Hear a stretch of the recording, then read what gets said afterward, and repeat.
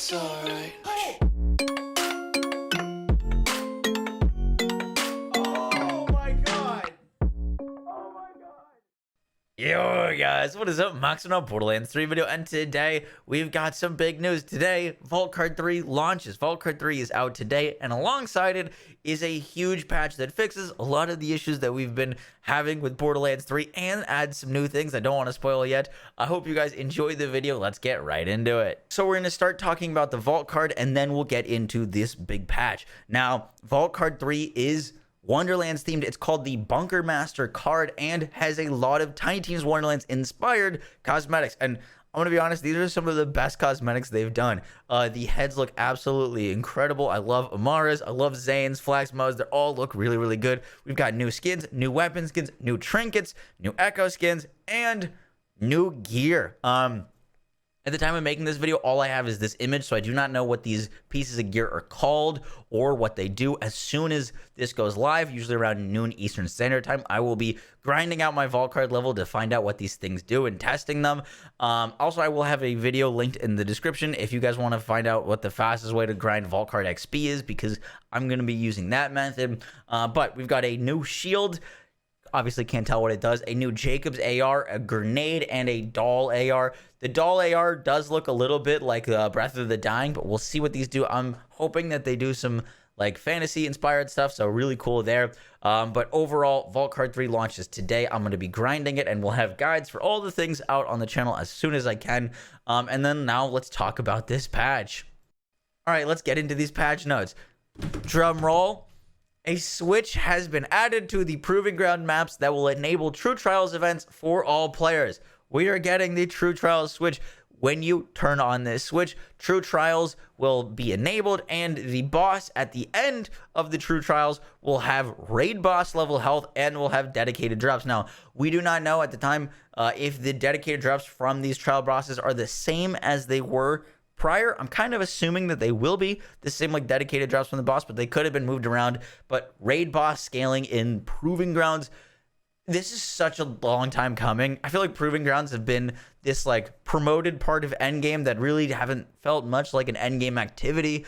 So I'm really glad that they're kind of getting the attention that they finally deserve. It took a while, but true Proving Grounds should be really fun, and add some more beefy enemies, some things to go hunt after and test your build against, which I'm really excited. They're kind of like now like mini takedowns, which is what they should have been. So really cool with that.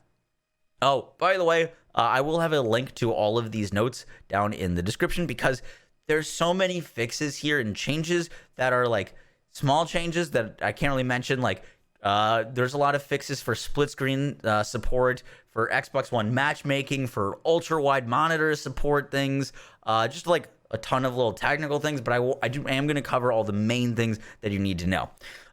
Next up, they added new Echo device skin customizations to Crazy Earl Shop, so new stuff there to go get. Maurice's Black Market vending machine is being changed. It is now going to switch locations without relying on weekly hotfixes. I think this is how they're setting up, or this is how they're setting up Maurice's Black Market vending machine to move out through the future of the game without needing Gearbox to come in and do a weekly hotfix. So Maurice's Black Market vending machine is going to move every week and now has 52 weeks of gear that is already set, that it's going to have in the next 52 weeks as it moves around to random spots. And they said every week is going to be completely different gear that you have not seen before. So if you do not buy, for example, if a redistributor shows up in the vending machine one week, it shouldn't show up for another 52 weeks. So getting your stuff at Maurice's Black Market vending machine, if it shows up, will be really good, and you should get it. Because I think this also might mean that they're gonna have put DLC stuff in it, because I can't imagine they have enough gear to fit all those weeks without DLC gear. So we may be seeing DLC gear returning to the vending machine, which would be really cool. I'm assuming they put the whole loot pool in there. Next up, the issues that players that were experiencing on console with the Psycho Krieg DLC not being able to progress because the platforms weren't working and you could just fall through them. They fixed that. They also fixed the Jericho doing team damage. Jericho no longer does team damage at all. A bunch of vault card fixes to like challenges on the vault card. Some matchmaking issues. They're fixing the Twitch extension a little bit, EchoCast, which is great to hear. Lots of stability fixes, some UI fixes, especially for split screen. And then we get to our character changes, which are the main things. By the way, they did some Guardian takedown fixes as well for like progress. But fixes for their characters, they corrected a reported issue that was sometimes causing Zane's operative shoulder cannon to still be visible after level transitions. They fixed Zane's operative electric avenue skin to display properly. And here's the big one, at least for me, this is my favorite change.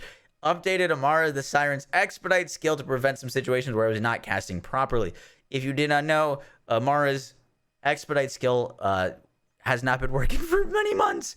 And now it should be working, which is going to give Amara cooldown when she's killing enemies with her action skill, which Amara desperately needs cooldown. And part of the reason Phazerker's become so meta is because Phazerker gives the cooldown that you need. Now, with Expedite properly working, that's probably going to be the main augment to use on all Amara builds when you're using it. And we might see a big shift in meta from Phazerker because you can now get a ton of cooldown in Amara's tree to other things. So I'm super curious that I will be working on an Expedite Amara build. I actually have something already up in my sleeve that's pretty broken that I can't wait to share with y'all. And then they updated some Amara cosmetics. Unfortunately, no fixes to Flag's Purple Tree, no updates to Flag's Purple Tree.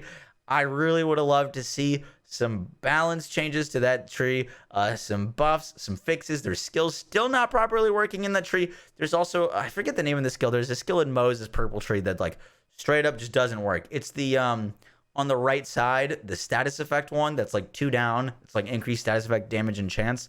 That one just doesn't work at all. So maybe we'll see fixes to those in the future, but this is a big patch, and the first patch we've seen in a very long time. Guys, that is it for the video. Vault Card 3 is out. Keep your eyes on the channel. If you're not subscribed yet, be sure to subscribe and hit the bell because you'll know when those videos are posted. I will have everything covered.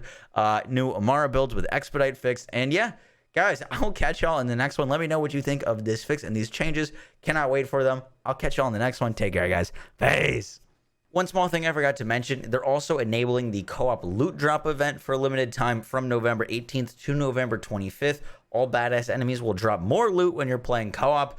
Pretty cool event. Also, if I didn't mention it in the video, the Vault Card 3 Bunker Masters is only available if you own the Director's Cut. Director's Cut is part of DLC 6, and you will not get this content if you do not own Director's Cut. However, the things like Expedite Fix and the True Trial switches are all free. Those are in the patch, but the new weapons and new cosmetics are part of the Vault Card, and that is paid content. All right, bye, guys.